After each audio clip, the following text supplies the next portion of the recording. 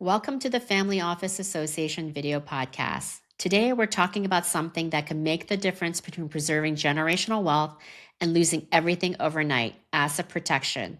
My guest is Hillel Presser, an attorney who has dedicated his entire practice to asset protection, a highly specialized niche in the legal field. He has worked with ultra high net worth individuals and family offices to make their assets uncollectible and judgment proof. He's written 6 books. He's an avid speaker on the subject and has even helped rewrite asset protection laws. Here's what makes this conversation critical. Most people think they're protected because they have insurance, an LLC, or a trust. But as Hillel will explain, those strategies leave you dangerously exposed. We're going to bust some myths, reveal what actually works, and talk about how to build a comprehensive protection plan that integrates with your estate planning, tax strategy, and business succession planning. Let's dive in. Welcome, Hillel. Good morning. Thanks for having me. Um, I'm very excited about this because as we spoke a couple weeks back, been going through this, so I'm ready to learn.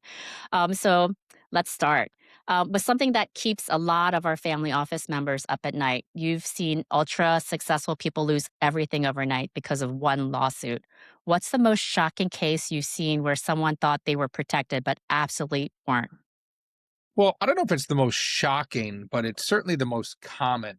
And that deals with car accidents. And what a lot of people may not know is that if there's ever a car accident, there's always two parties that can be sued: the driver of the car and the owner of the car.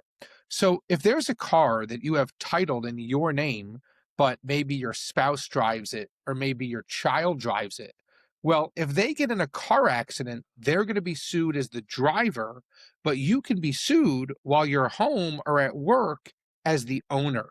So one huge takeaway that I always like to give people is how to title cars properly. And cars should only be titled to one person and one person only. And that one person should be the primary driver. So if there's a car that you drive 80% of the time, that car should be in your name and your name alone.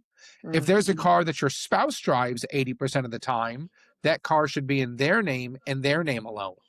And then people also make the mistake of titling their car, and I'm talking about their personal vehicle, not fleets, to their business. And they're probably doing it for tax purposes for the write off. But the problem is this: if they go out to dinner on a Friday night and, God forbid, get in a car accident, they get sued as the driver of the car, but the entire business gets sued as the owner of the car. So you never want to title your personal vehicle to your business, and you never want to title your personal vehicle to more than one person, and you only want to title that vehicle to the one person that drives that car the majority of the time. Right. All right. Well, that's very interesting. I'm going to make those changes right away. So that sets us up for, I think, what everyone wants to really kind of let's take this at more at the 40,000 level. So, what exactly is asset protection? Because I think a lot of people have a vague ideal of it, but clearly there's more to it than what people realize. Yeah, so, the long, boring legal definition of asset protection is that it's the legal process to title both your personal and business assets, to put them beyond the reach of future potential threats and creditors and liabilities. But in reality, what we do as asset protection attorneys is we want to make it so difficult, so expensive, if not impossible, Mm. for anybody to collect against you that they don't want to sue you in the first place. And if they do sue you, we want to make sure that our clients can settle for 5 or 10 cents on the dollar. So, with a good asset protection plan, you want to make sure that while you're alive, all of your chips are off the table and that you're as uncollectible and judgment proof as possible. And then, of course, you want to make sure that you have an integrated plan so that when you pass away, the assets go where you want them to go quickly, privately, and less lawyer fees and taxes, obviously to the extent that are legally and ethically possible. Yeah. So I want to take a step back. I'm curious about your journey to here. You could have done so many different things as a lawyer. So what drew you to asset protection and why to this niche? Yeah, so it's a funny story. So growing up, at that point, I was very close with an uncle of mine, and he was an attorney. In fact, he was a personal injury attorney, one of the first personal injury attorneys to ever advertise on TV. And he did very well, and he was very successful. Now, hold that thought for a minute. Growing up, I also loved anything business wise and entrepreneurship wise. So essentially, when you look at the law, there's hundreds, if not thousands, of lawyers in every city trying to find a way to take your money. I thought it would be pretty neat to be one of only a few in the entire country that teach you how to protect it. So I joke and I say that I'm the lawyer that hates lawyers. But on top of that, to me, asset protection was really the perfect marriage of business and law. So that's why I love it so much. Yeah. So when someone's actually so I would like to understand, when does someone really need asset protection? What's at stake? Some people, they're like, "Oh, I don't need this. It's not for me." But why do they need it? Well, you look, it's like anything, right? You don't need anything, but I think it's a smart move, no different than having car insurance or health insurance or maybe life insurance. But we work our entire life and we live in a very litigious, frivolous society where one lawsuit can take everything away. So, if you don't want to have to start over, asset protection becomes very important. And, sometimes people say, well, isn't that only for the ultra wealthy? And the answer is no. In fact, it's the opposite. To me, the less you have, the more important the asset protection becomes. And, you could take many examples, but, take the school teacher who saved up their entire life and maybe saved up a few $100,000. Well, if they get sued for $1 million, that's catastrophic. There's no coming back from that. We've represented, I don't know, 40 NFL and NBA players, and, take one of our football players that signs a $50 million contract. Well, if they get sued for 5 million, they're not happy, but they still have 45 million left. So no matter how little or how much you think you have, very, very important. And people always have way more than they think they have. People always think about the real estate, the business, the money, Right. but what about other assets? Do you have crypto? That's an asset. Does somebody owe you money? Did you lend money out? The fact that you're owed money is an asset. Maybe you have an inheritance. That's an asset. And of course, there's things like intellectual property, patents, trademarks, domain names, phone numbers. Those are all assets. You don't want your phone ringing or your domain pointing to the competitor. So it doesn't matter how little or how much you have, Mhm. super important, and people have way more than they think they do. Yeah. So let's bust some myths. So if someone says to you, like, I have 10 million in liability insurance, I have umbrella coverage, isn't that what insurance is for? I'm good, right? So what do you say to them when they tell you this? Well, first of all, I love insurance. I tell my clients buy as much insurance as you can because it's cheap and it helps you sleep at night. But understand something, insurance companies are one of the most profitable industries in the world, and that's not because they pay every claim. There's so many things that are not covered. Anyone who's ever read their policy knows there's about a page of what's covered and about Yep. 40 pages of exclusions.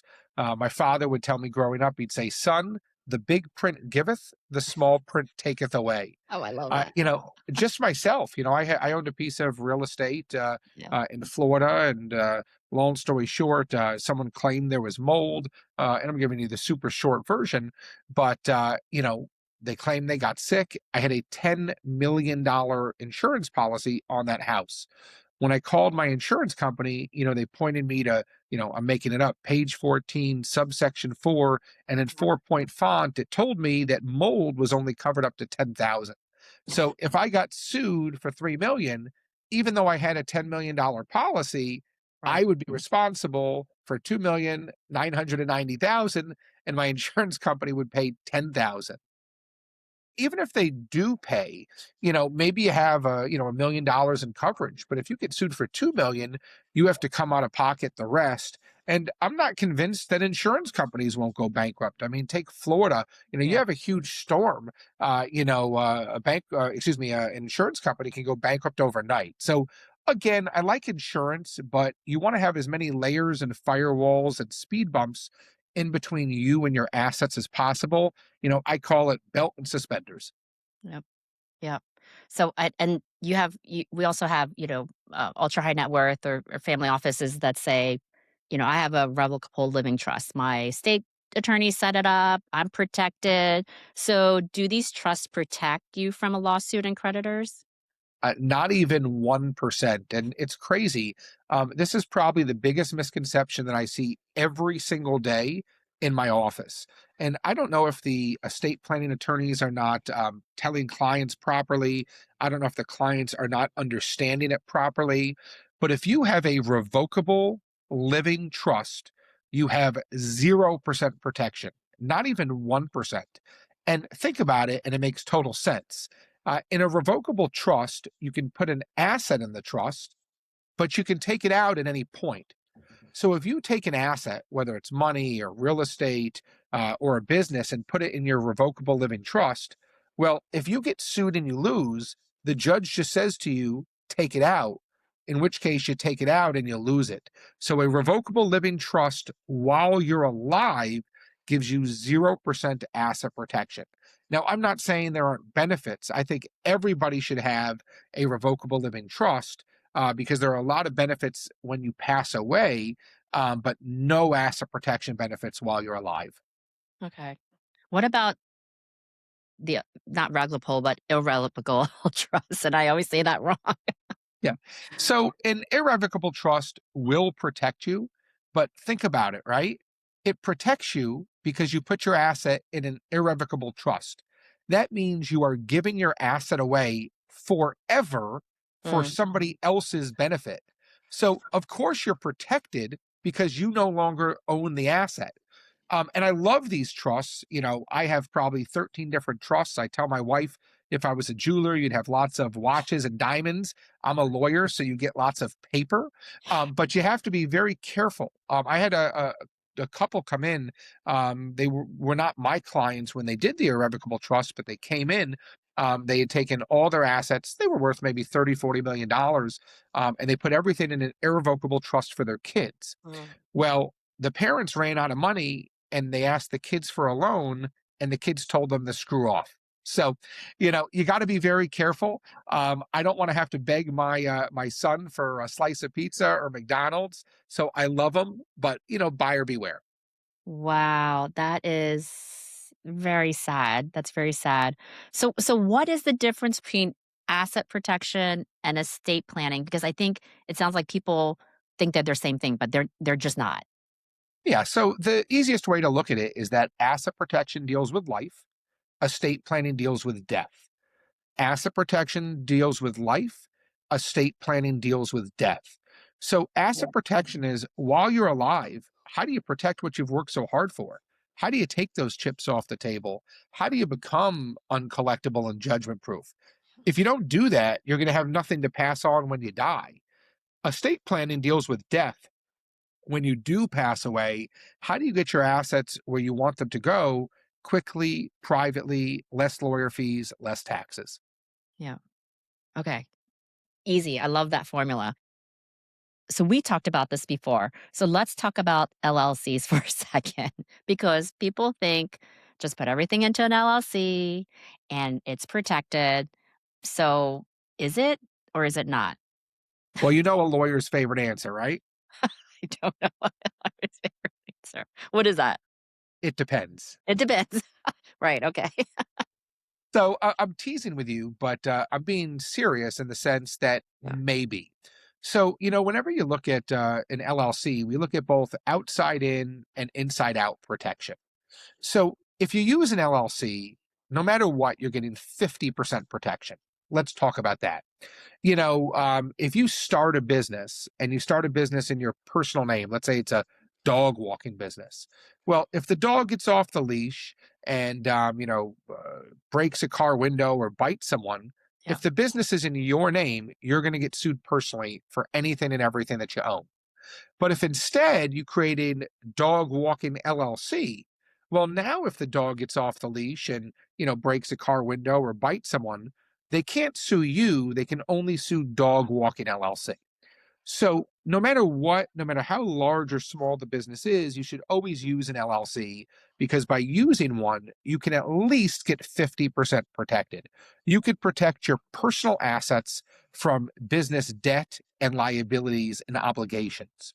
However, where it depends is on the other side. When I talk to people and I ask them what their biggest asset is, a lot of my clients say it's my business. So if you own membership interests in an LLC, a creditor, if they sue you and beat you, may be able to take that.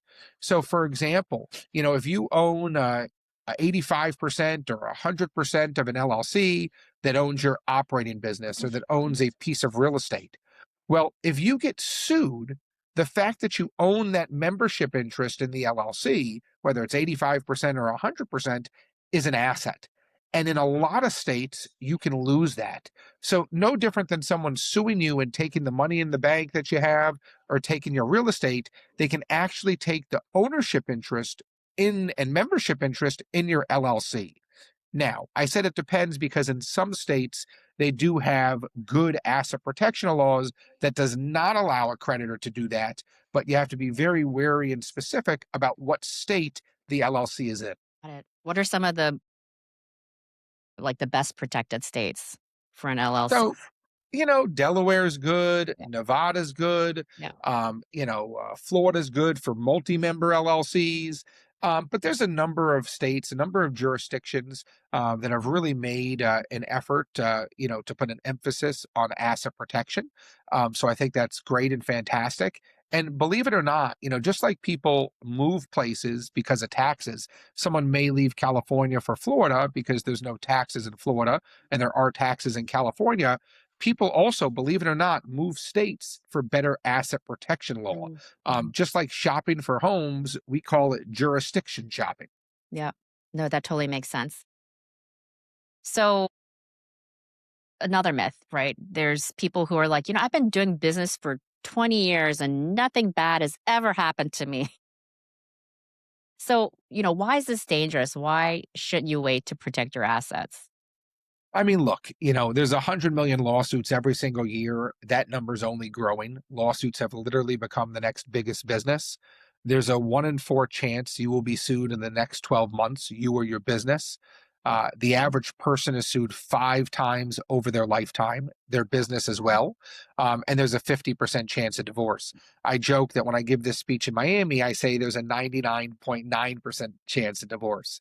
And probably one of the craziest stats that I've seen lately is that you are 7 times more likely to face a lawsuit than get into a car accident. Oh, So if those stats don't scare you enough to get protected, I don't know what will. I'm a very firm believer of hope for the best, but prepare for the worst. I'm conservative. I don't want to start over. I worked very hard.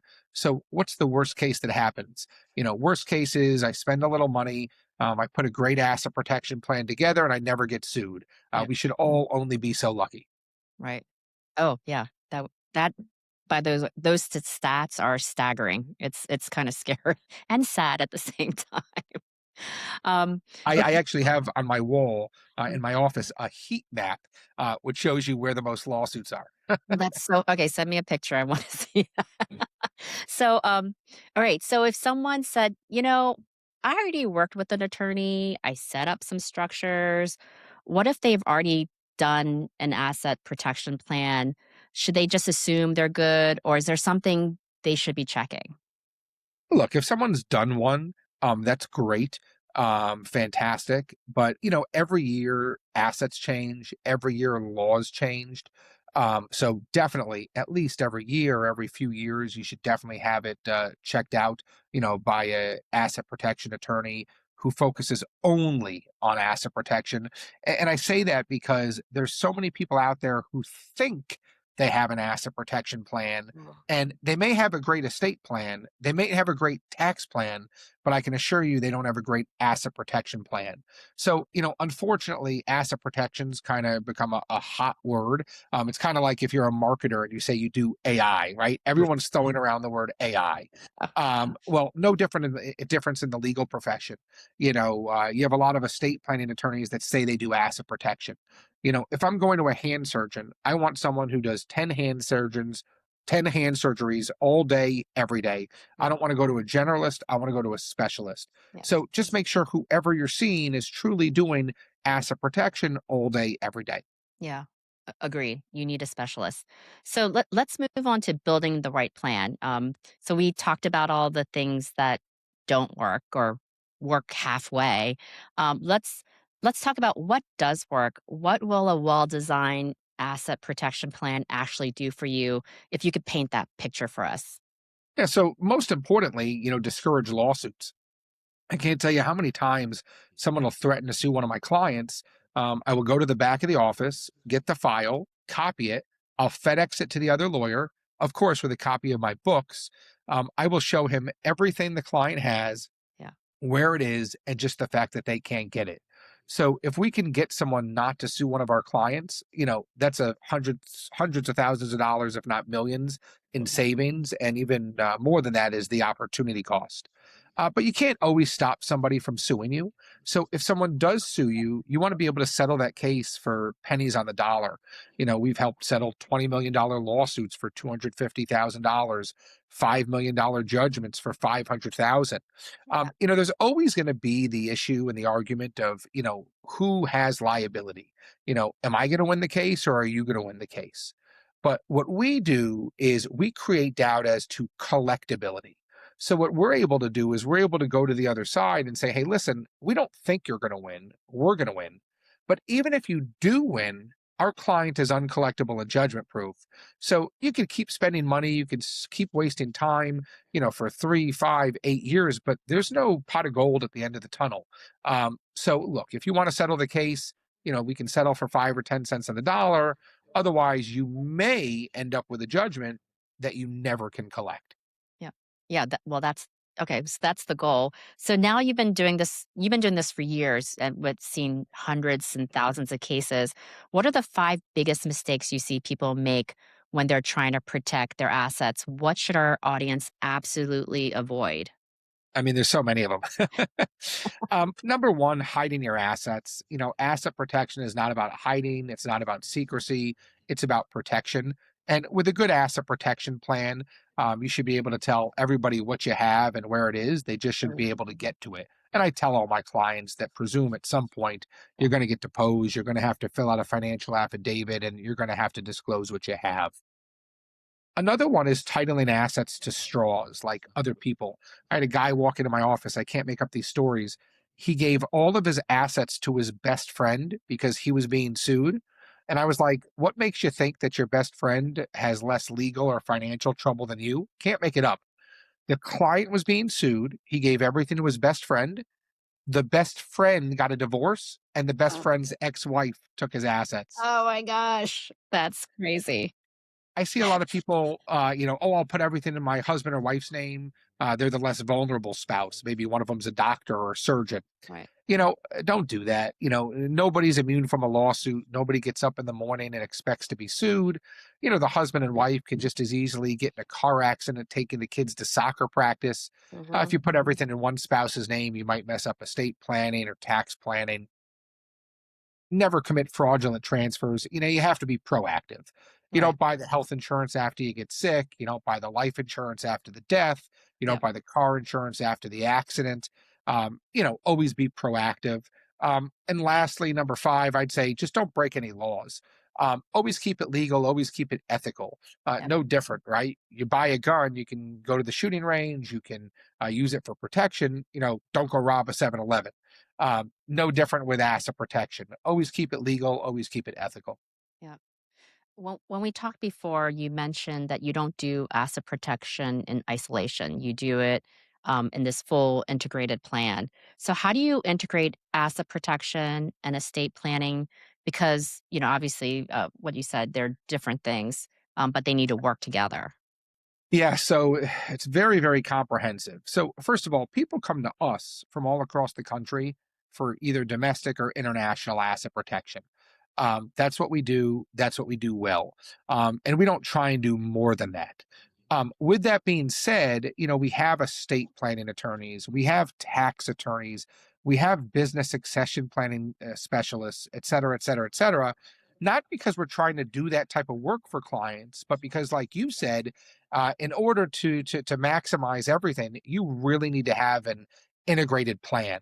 And I know this is going to sound very comprehensive, but if you're doing anything like buying or selling a business, buying or selling real estate, buying or selling, a boat or a plane, buying or selling insurance, and I could keep going. Right. If you're not looking at asset protection, estate planning, tax planning, business succession planning, financial planning, accounting, and insurance. If you're not looking at those 7 items, you're Yeah. probably leaving millions of dollars on the table.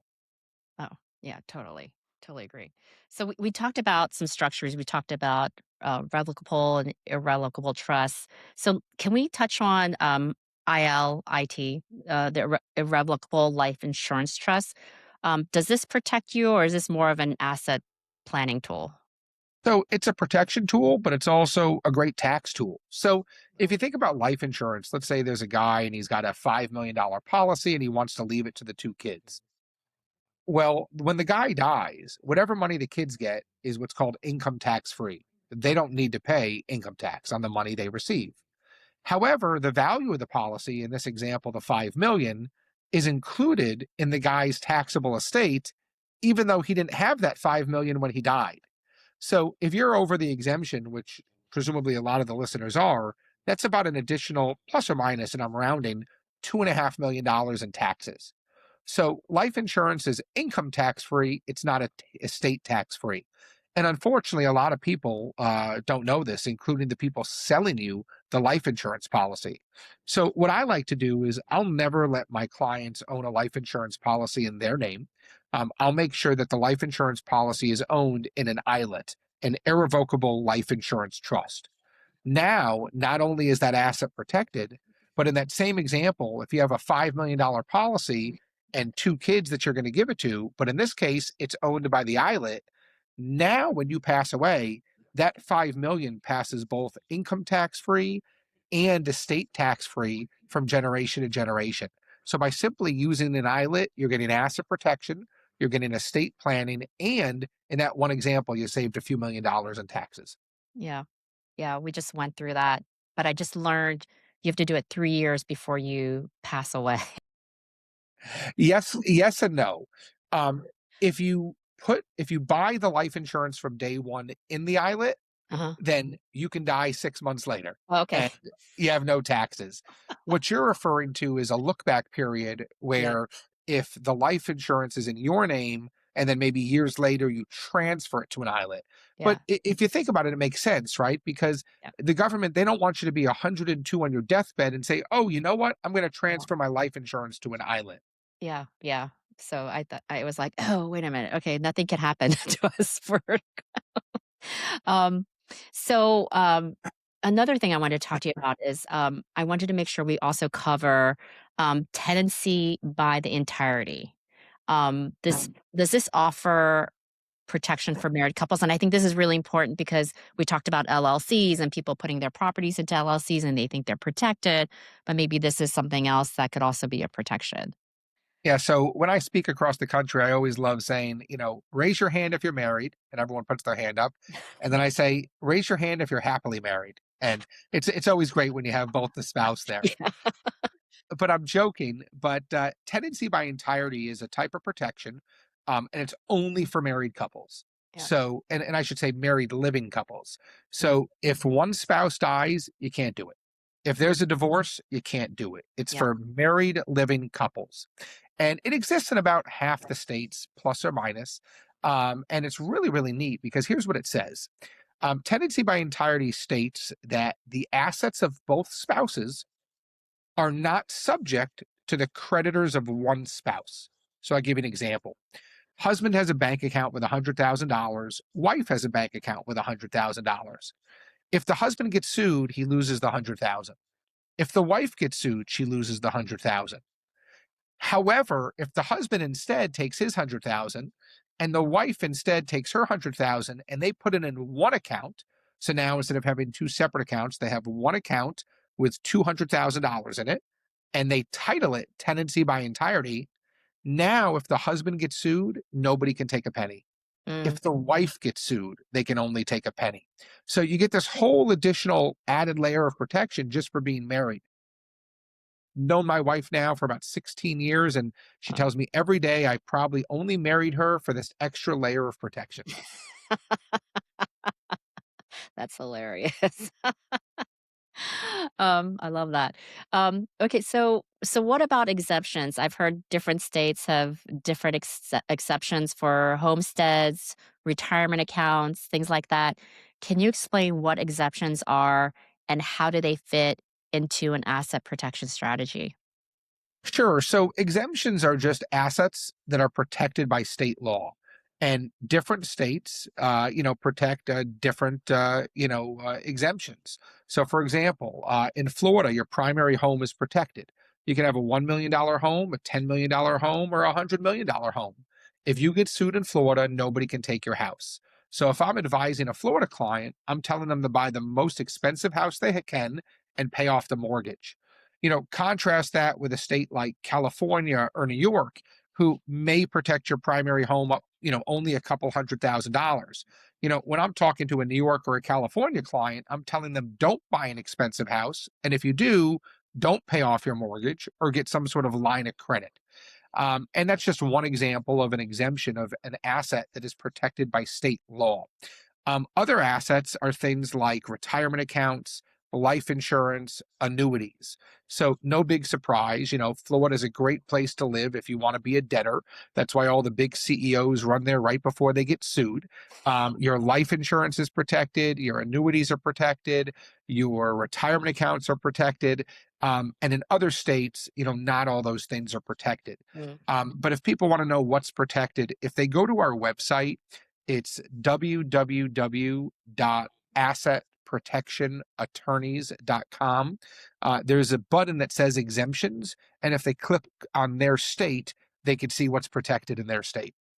All right. Oh, awesome. Okay, I'm gonna go there right after this call. And same thing for tenancy by entirety. Yeah. If they go to the same website, www.assetprotectionattorneys.com, there's a tenancy by entirety button, and if Mhm. they push it, it'll tell them, is tenancy by entirety in their state or is it not? And if it is in their state, is it only for real estate or is it for other assets as well? Oh, okay. Brilliant. That's perfect. Okay. So let's also talk about business owners specifically, just because we have so many business owners in our audience. I know a lot of our family offices have operating businesses. What should what should your business own? How do you think about which assets go into the operating company versus being held separately? Yeah, it's simple. Your operating company should own no assets because think about it. It's not if you get sued, it's when you get sued. So if you have $5 million of machinery and equipment in your business and the business gets sued, you lose the $5 million of machinery and equipment. If you have $8 million in inventory in your business and the business gets sued, you lose the $8 million in inventory. Mm, If you have $10 million in intellectual property in your business and the business gets sued, you lose the $10 million in intellectual property. mm, So, what a business owner can do is they can strip the assets from the business and lease it back. Take a very simple example. If a school gets sued and they have $300,000 of furniture that they own, they can lose the $300,000 of furniture. But if instead a school gets sued and they don't own the furniture, and maybe they rent it from a furniture rental place for $5,000 a month, the furniture is no longer an asset of the school; it's a liability. So when the school gets sued, they don't lose the furniture. So business owners can strip assets from their operating business, put them in other entities that they own, and lease them back to the primary operating business. And that way, if the primary operating business ever gets sued, there's nothing for the creditor to take. oh, that's so smart. that connects to something else I wanted to ask you about business succession planning. What is the business succession plan from an asset protection perspective, and why is it critical? Well, first of all, business succession planning to me is just estate planning for your business. So it's like, someone dies, a partner, what happens to the business? Someone can't work anymore. Someone doesn't want to work anymore. Yeah. And take, an issue, partners, they're 50-50. Well, if they have no business succession plan, what happens is one partner dies. The living partner waits until about a week after the funeral and goes to the estate and says, "Hey, here's a check for $500,000 for your business." In which case the estate says 500,000, it's worth 5 million. And they both go hire attorneys, they both go spend millions of dollars. It takes them 7 years and the business goes down the drain. So if you have a business partner, I don't care if it's 50-50 or 99-1, you need to have a business succession plan. Yeah. It needs to be in writing. There needs to be a formula. That formula needs to be exercised at least once a year, either at the beginning or the end of the year. And you got to have a plan of how are you going to pay for the other person's shares. Maybe there's life insurance policies.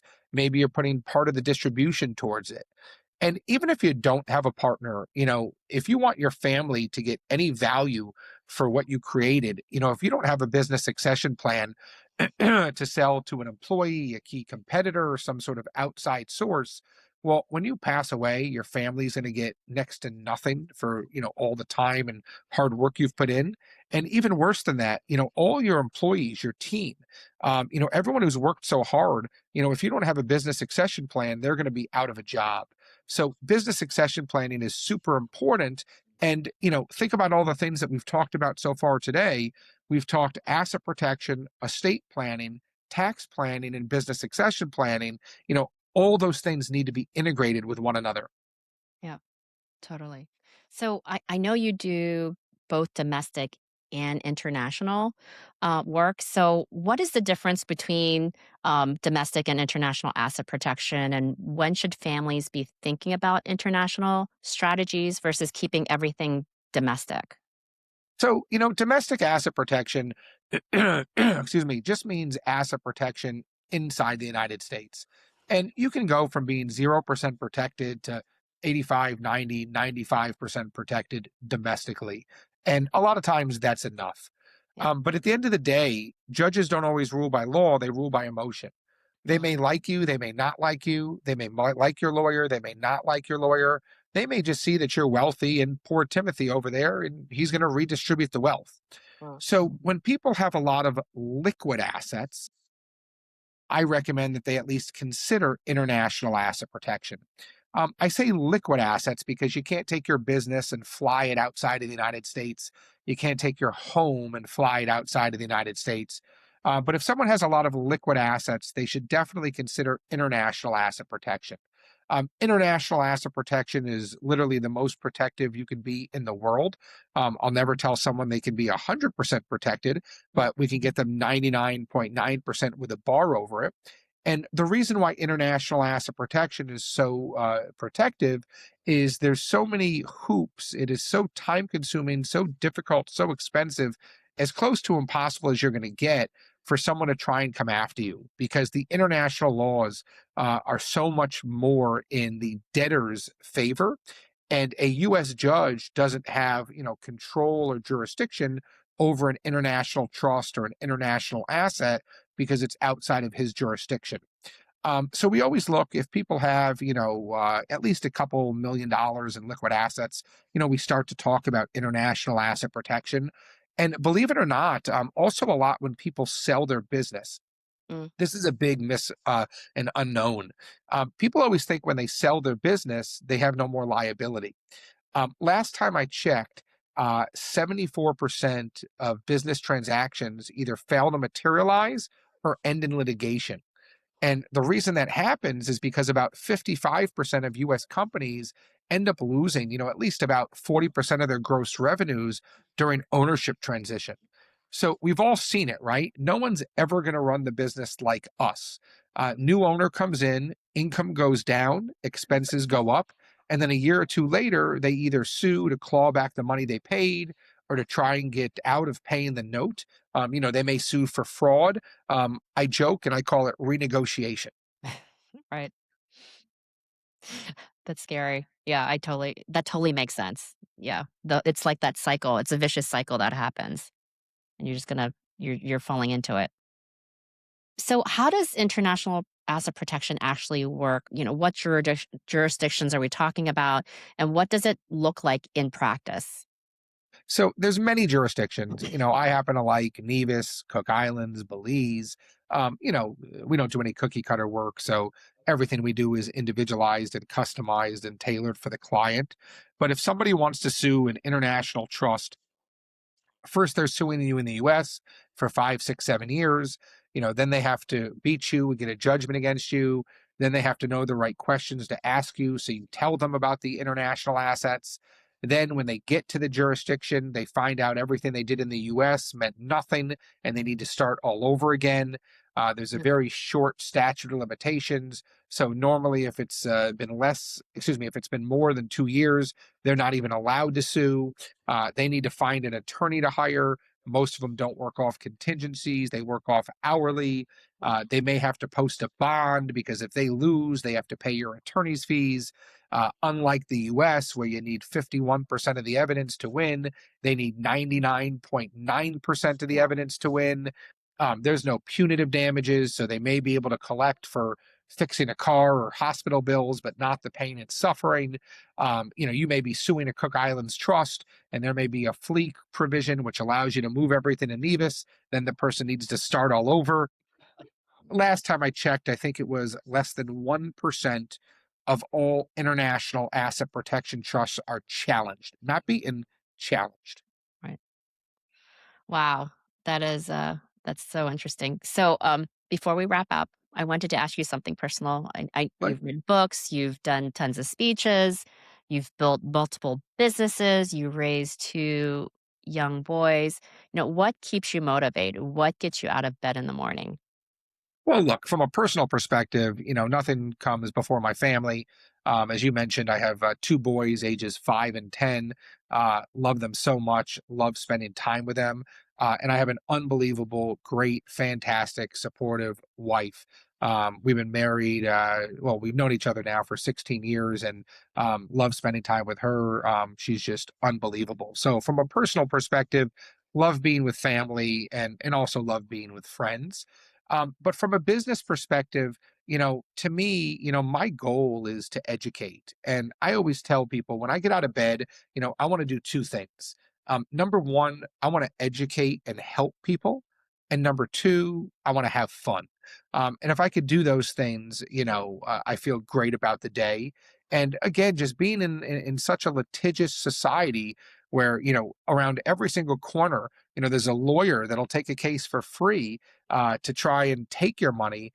It's just great being one of only a few in the entire country, really being that lawyer that hates the lawyers and being there to protect people because people work hard. And I don't care if they have $500,000, 5 million, or 5 billion. Nobody wants to lose what they worked so hard for. Yeah. So making a difference in those people's lives and helping them keep what they worked their entire life to achieve really means a lot and gives me a lot of positivity and gratitude. Yeah. Well, this has been an incredible, valuable conversation. Yeah. Thank you for opening your eyes to asset protection. I really appreciate it. Yeah, and Amanda, look, if people want to get educated, we have a ton of information on our website, hundreds, if not thousands, of pages. It's www.assetprotectionattorneys.com. And as a courtesy, what I will do is if somebody mentions, your name, this podcast, if they're interested, I'm happy to send them complimentary copies of our latest books on asset protection, and that way they can educate themselves. Yeah. Amazing. Thank you so much.